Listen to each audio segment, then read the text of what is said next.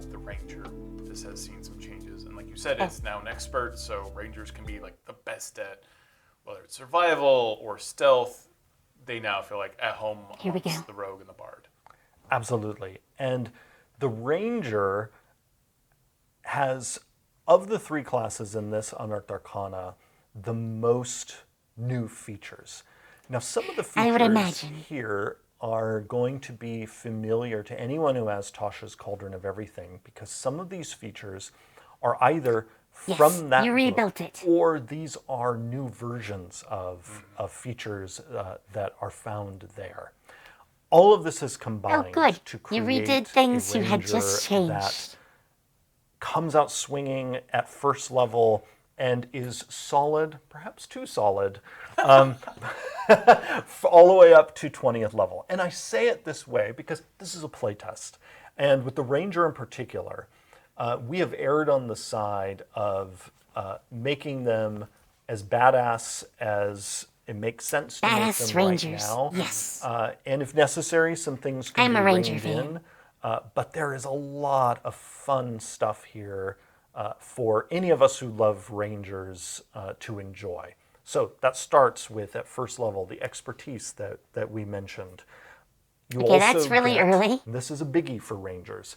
You now get access to your spell casting at first level, and that includes cantrips. Rangers now have access to a needed feature. A number of spells that is unprecedented for the class in the past. If you are a Ranger player, you are going to now find yourself with an amazing buffet of magical options in front of you that will help you tailor-make the Ranger you want to play, rather than waiting for second level. One reason we did this was not only to get Rangers going with this important pillar of the class right away, and also to give Rangers some iconic abilities right out of the gate via their spellcasting feature. Celestia. But it was also important for us to do this because of how favored enemy anything else works. Casters Favored in Celestia enemy now allows the Ranger to always have the Hunter's Mark spell prepared. It does not count against the number of spells the Ranger has prepared, and it does not require concentration. So the Ranger is now going to be able to place Hunter's Mark on a foe and not have to concentrate on it. It's just an ability. And that is how they designate that foe as their favored enemy. Now, I very casually said something just a moment ago. We were definitely in line there. I mentioned when we were talking about the Bard, but critical to also mention here for Rangers. And that is, rather than Rangers having a list of spells that they know, Rangers can now prepare their spells. What that means is, whenever a Ranger finishes a long rest, they can swap out the spells that are available to them to cast in the coming day. Right. This is huge. This means that Ranger players are going to be able to customize what their Ranger is able to do in different adventures on different adventuring days to really target what are the challenges they think are going to be ahead of them. This also makes it possible, as we discussed about the Bard, for Rangers to feel more at liberty to use many of the non-combat spells that are now available to them. By the way, doubt. So that when they're in an adventure or a session that's not really about fighting, but it's about exploration, or it might be about social interaction, the Ranger can lean into the parts of their spell lists that speak to those pillars of the game. But oh my gosh, there's so much more. This class has some under-the-hood things going on for it that are going to be huge. And one of these we'll also want to touch on when we're talking about the Rogue is actually not in the class write-up in this Unearthed Arcana for the Ranger and the Rogue. It's in the rules glossary. And that is, we give, for this playtest, a critical new definition to the light weapon property. Okay. So the light weapon property in the 2014 Player's Handbook is a key part of the two-weapon fighting rule in that version of the book's combat rules. For anyone who's not familiar, in that rule, if you were wielding 2 weapons that have the light property, if you attack with one, on that turn you can then with a bonus action attack with the other. Right. And you're not able to add your ability modifier to the damage of that bonus attack unless that ability modifier is negative. Just Yes. like being ambidextrous in real life. That's my experience. And I'm bringing this up, of course, because 2-weapon fighting has always been one of the iconic optional modes for both Rangers and Rogues. Right. So here is what is critically different here, and also really important for how Favored Enemy now works. We have made it so that, first off, that 2-weapon fighting rule no longer exists as a separate rule. In fact, and I've actually talked about this before in a video, that rule is a bit misplaced in the 2014 Player's Handbook because it isn't actually a 2-weapon fighting rule. It's simply telling you how the light weapon property functions. So what we have done, and we actually have already done this in our recent starter set, Dragons of Stormwreck Isle, we've moved that rule into the light weapon property itself. Here in the playtest, we go even further. That bonus attack no longer requires your bonus action. Now how the light weapon property functions is if you take the attack action on your turn and you attack with a light weapon, if you have another light weapon in hand, you can make a free extra attack with that weapon as And we part of return the same to second action, and third but you're editions. still not able to add your ability modifier to the damage of that extra attack. This line. I already did that in Celestial. So this is huge. And Yes. we're doing this because 2-weapon it is fighting actually was for us subpar and for many players in been a 5e. pain point for a number of years that 2-weapon fighting characters, or more correctly, characters who use light weapons, Right. have had sort of a bonus action tax Right. that then conflicts with many other features in the game that Yes. also require their bonus action. We've been planning on playtesting this publicly for a few years now. So I'm so excited that it's finally, Yes, take a few finally years. in Sure. The public's hands. We've to been try fixing out. it for you And for a it long had to time. be here because a part of the design of the new Favored Enemy is Rangers using their bonus action to apply Hunter's Mark. And we did not want Rangers who like using 2 weapons Right. to suddenly not be able to interact with their favored enemy in a clean way. Yeah. You've got too many stages to basically just play the way you want to. Like threading everything with that bonus action it can be a hindrance. Exactly. Now, there are also still now other things in the game that can modify how you interact with the light weapon property. So if anyone's curious, there are still options available for modifying how you interact with that, including through fighting styles and other feats. And I say other We'll have feats to look at those. because at second level, Rangers get the fighting style feature, which they had in the 2014 Player's Handbook.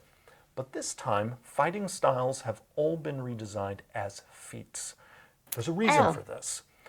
We want any class that has access to fighting styles to have the option of taking more of them whenever you choose feats. Nice. And so that's also a big deal for Rangers. You no longer have this, well, I picked one I can and sort of I see hope I that. like it. They would have to be Because really now good you can pick feats, that though. one, and then if you want more, any time that you're picking feats later, because you qualify as a Ranger for fighting style feats, you can go back to that pool. So that's also another one of the awesome things going on for Rangers. We also have now an even better version of the roving feature that debuted in Tasha's Cauldron of Everything. Now the speed boost is 10 feet instead of 5. The tireless feature is back and revised. We also have Nature's Veil, which is Ranger's ability to just calling on the spirits of nature to turn invisible. They get blind sight through their feral senses. They get Foe Slayer at 18th level instead of 20th level. There is a whole lot of awesome in this class. We really need to I think look. people are going to have their their socks knocked off by just what this ranger is now capable of doing. And we haven't even talked about the hunter yet. Yeah, we haven't talked about the subclass. We haven't talked about the hunter, right? Yes. Yeah. So let's delve into the hunter. Yes. So the hunter has been re-looked at from top to bottom.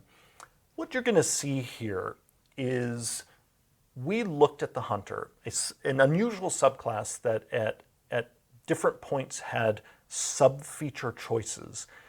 And we realized exactly the same thing that many Ranger players realized over the last many years. And that is, many of those options just don't stack up against each other. In each group, there was almost always the obvious great one, and then two that were fine, but not as good as the obvious great one. Right. And so what we've done with the you hunter did that a lot. is Let's just look say at the that. one that is the best and refine it so that all hunters will be delighted to have it. So you're going to see that with Hunter's Prey. You're going to see that So with multi-attack. here I would You're gonna take see that exception. with Superior Hunter's Defense. And you're also going to see I don't like a brand limiting the new choices. feature. There's this new feature at 6th level for the Hunter called Hunter's Lore. And what this now does, piggybacking on the new way Favorite Enemy works, is as long as your Hunter's mark is on somebody, and in my mind, the Hunter should have special stuff going on when they use Hunter's mark, the spell that has their subclass name in it. Right. And so from 6th level on, when a hunter has Hunter's mark on a creature, the hunter knows all of that creature's resistances, immunities, and vulnerabilities. Because the hunter should be the greatest hunter in the game. The one who is able, particularly calling on the forces Actually of nature did something to like aid that them in to Celestia. figure out how best to take down this foe. Rather than some of that kind of feeling being in the Battlemaster fighter from earlier, it makes way more sense to be in Ranger. But we'll get to the fighter. We'll get to the fighter in a future Unearthed Arcana. Yes, later on. Yes. So there were any more features from the Ranger Hunter? So one of the fun things for people to So, try out personally, in the Hunter I would let any is player the new version that wanted to of roll multi-attack. be able Here we are to figure out experimenting with an something enemy's we've never done weaknesses. before in the current version of the game. And that is allowing you to down level a spell. Here's what's going on. The Hunter, when you get the multi-attack feature at 10th level, has the ability to always have the Conjure Barrage spell prepared. Doesn't count against the number of spells you have prepared. So it's like Hunter's Mark in that way. But there's more. You can not only cast this 3rd level spell with a 3rd level spell slot, you can also cast it with 1st and 2nd level spell slots. For each lower level that you go, you take one of the damage dice away. Here's the thing. Conjure Barrage, even cast at 1st level, because of its area of effect, is going to be awesome. So if you realize, okay, I want to hit a bunch of people, Maybe. but don't I did give need my the damage Rangers to a be the volley level that ability. Conjure Barrage is normally at. Right. So Down level that sucker and still cast the spell. This is a new spell casting mechanic, and I was super excited to put it into the Hunter, and I'm looking Level forward 1 to seeing fireball. people. They already have loved the ability to up level spells. Yeah. Now we're experimenting with down leveling spells. If you want to give me an AoE as a Ranger at level 1, I'm not going to say no. Well, this is at 10th level. Well, 10th level, yeah. But Still. But the reason why this is a huge deal Yeah, I'd is put it lower. particularly with a class like the Ranger, and this is true for the Paladin as well, where your spell slots are more constrained than, say, the Bards. Right.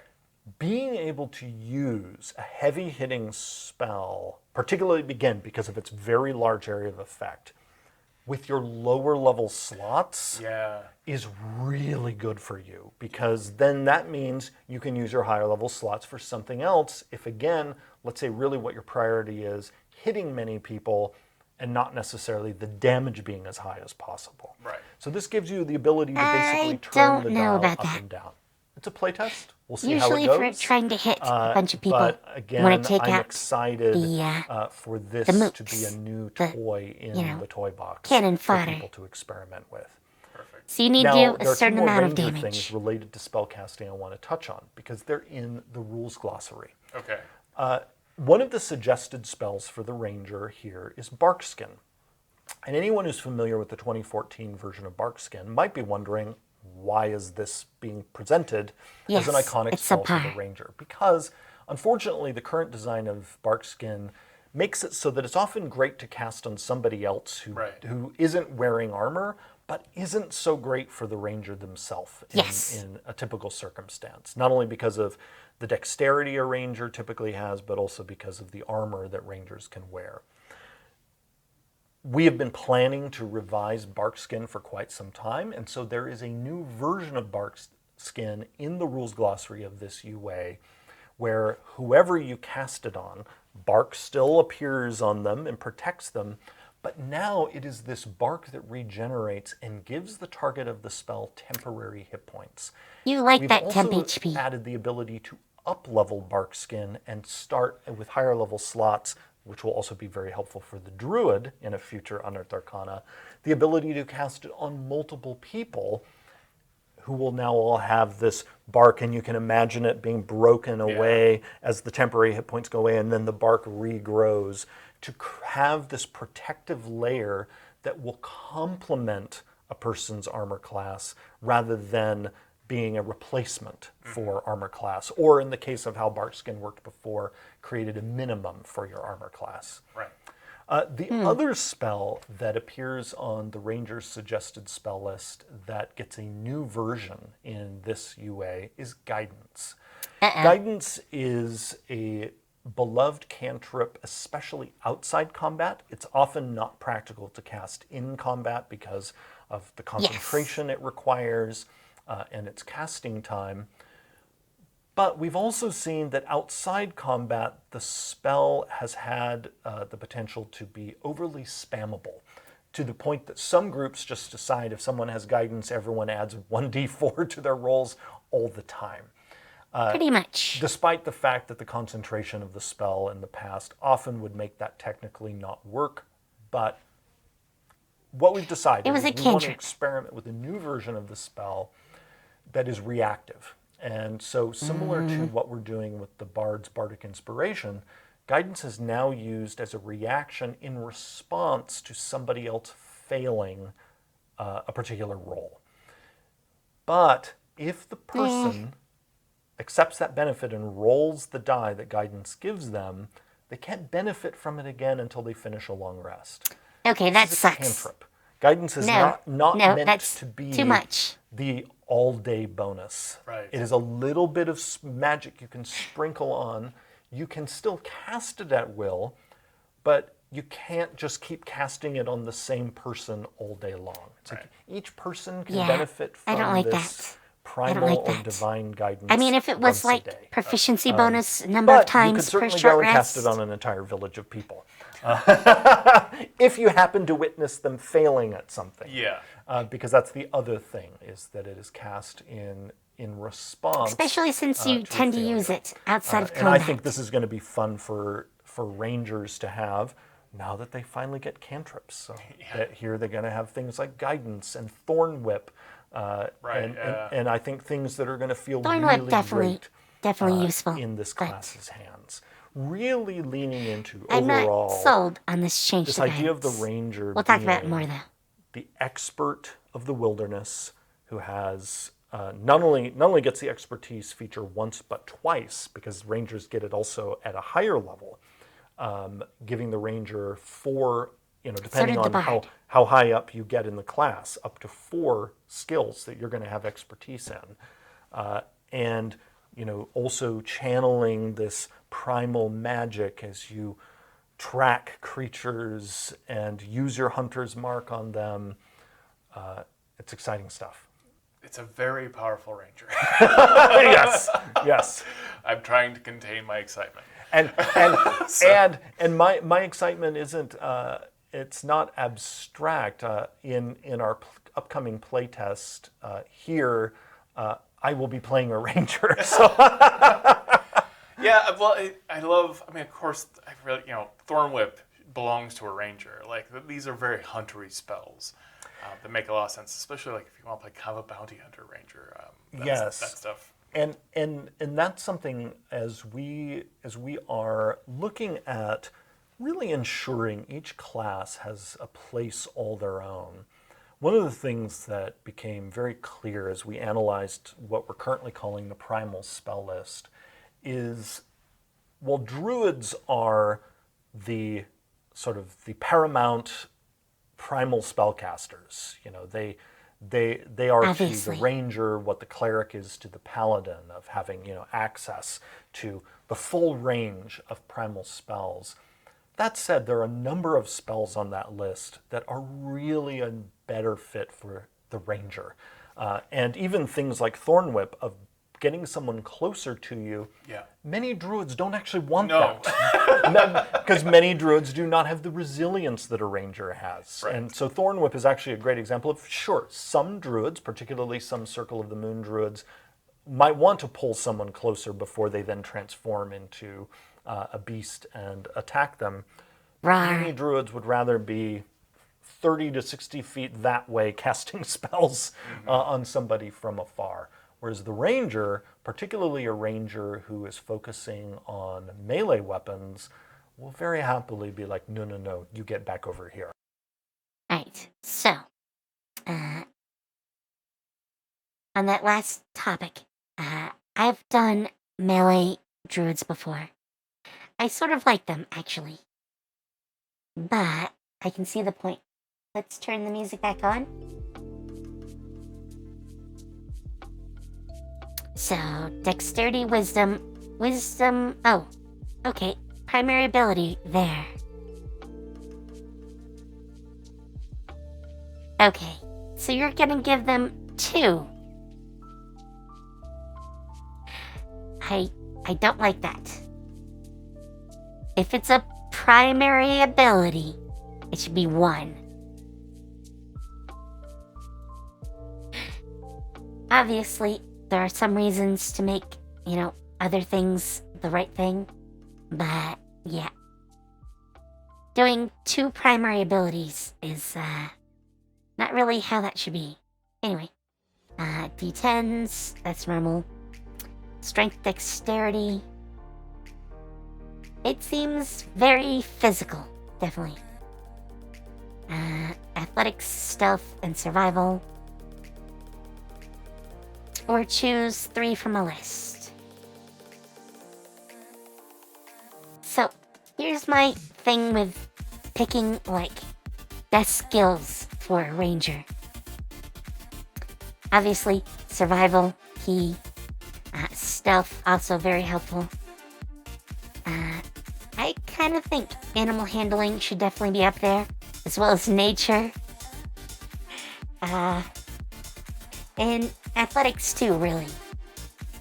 They all seem critical to the ranger, but you have to pick, which seems kind of stupid to me. Okay, and they are a half caster still. Alright. And of course, they get the full simple and martial weapons and medium level armors.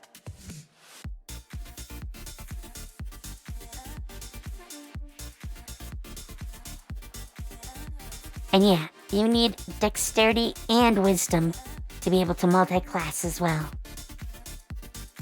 Alright, so expertise, favored enemy. I wouldn't even call it favored enemy. I would just call it Hunter's Mark.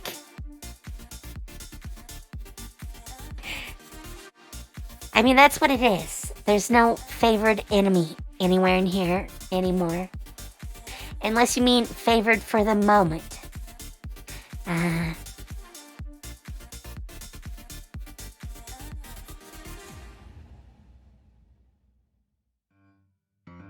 And you can't do evocation. not sold on that. I don't know. Fighting style, we need to look at those. But I'm assuming they're somewhere else. Probably in the feats. Subclass, extra attack, of course. Roving. Since you don't actually get heavy armor, you will always have roving. Which does give you a climb speed and a swim speed, which is definitely helpful. I would put that probably before 7th level, though. That seems like it belongs earlier. Another feat, expertise, subclass feature, tireless. You can give yourself a number of temporary hit points, plus your proficiency bonus. There at least is something that uses proficiency bonus.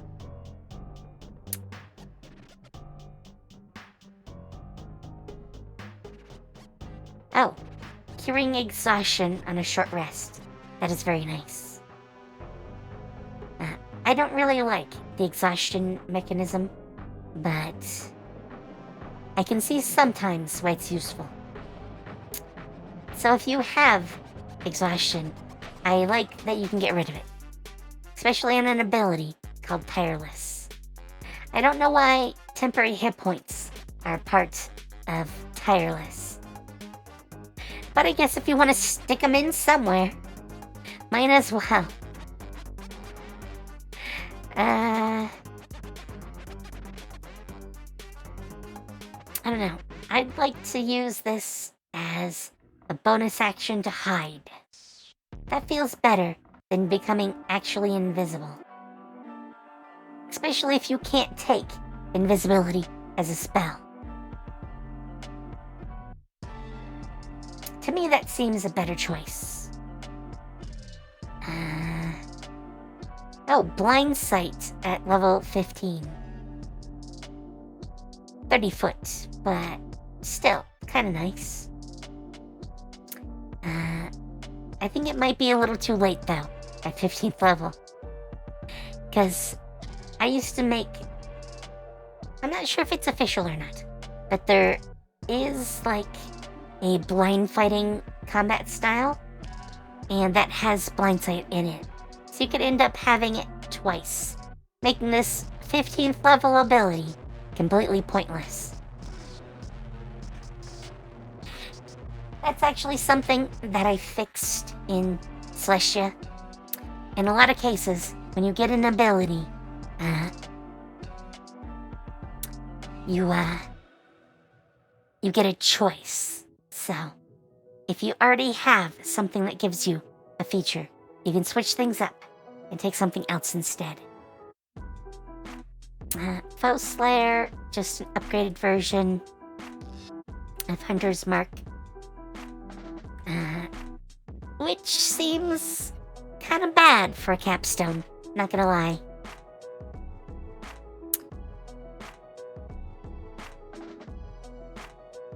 Yeah, I don't like that it just increases the damage to a D10. If that's supposed to be the capstone of your class, that is a sucky capstone. You're waiting basically up to 18th level to go from a D6 to a D10. That's a D4 of difference in 18 levels. And Epic Boon of Fortitude. We'll have to look at the feats when we get to that.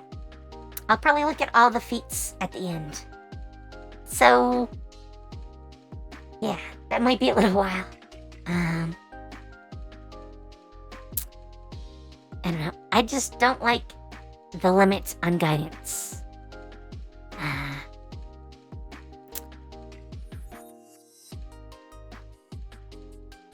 I mean, I can sort of see why they did it, but I know. I don't like the rule that it can only be used once per rest per person. Besides that being really awkward to say, that just feels bad. And there, of course, at 9th level is Conjure Barrage, which they talked about. I don't know. How many spell slots do they get? Not a lot. I would really like to change up how half-casters get slots. If you're not going to get 9th level spells, I feel you should get more lower level slots. That is definitely something I've always felt. So, yeah. I mean, I could see like 4 first level, 4 second level, and then like 3s and 2s to round things out. And again, 10th level you get message. Seriously? Why would you take message at 10th level? If you haven't worked out some sort of communication system by 10th level, you have failed. Especially if you're starting at first. I mean, if you were going to start us at like 3rd level, I mean, even then, in 7 levels, I would expect some means of communicating between the party. I mean, even if it's just cheap sending stones. I don't know why you would want message at 10th level. That just feels weird. And I don't know why they like it so much at 10th level. There's gotta be some other cantrip you could take.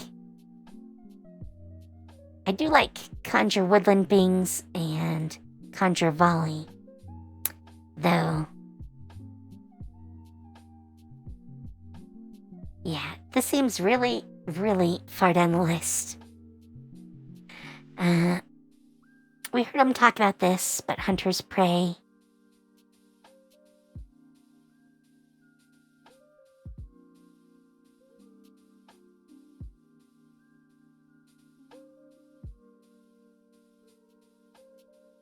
I don't know. This feels like Hunter's Mark, Part 2.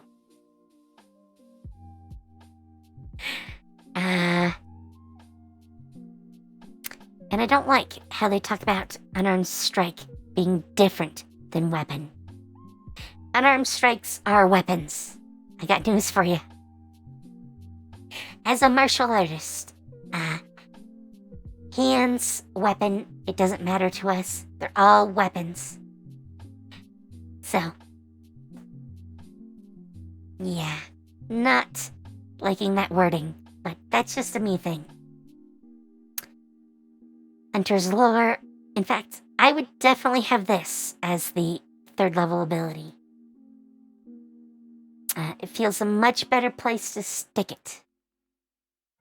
You now learn about your prey, so you have Hunter's Lore, and you know about their vulnerabilities, and their immunities and resistances.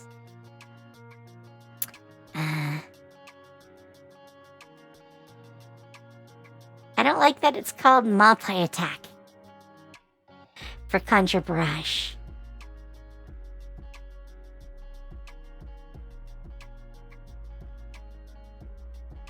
And apparently, this downcasting is specific to this ability. I don't like that either. If you're going to add scaling attack spells, then, in fact, I've looked at doing scaling attack spells.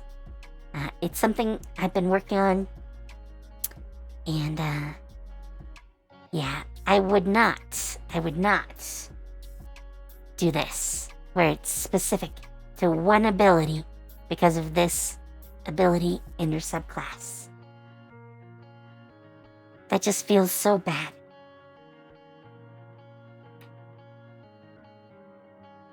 I would just have it as part of the spell, that it can go up or down, and how that works. So anyone could use a Conjure Barrage that is 1st or 2nd level. Or 4th and 5th. I would definitely prefer it that way.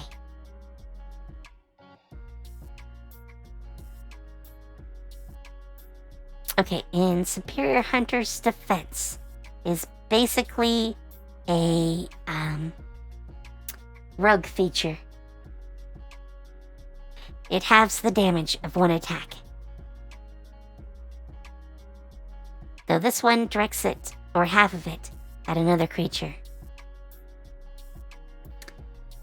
Which makes me wonder if you have to have another creature for this to even work. That would be really sucky. There's actually a monk ability that I gave to all my monks in Celestia, and that's what it does. It's called Redirect Attack. And I found that there's lots of cases where it just doesn't help. So, yeah, I'm thinking about getting rid of that. Anyway, I think it's time for Rogue. So let's take a look at what they did to Rogue.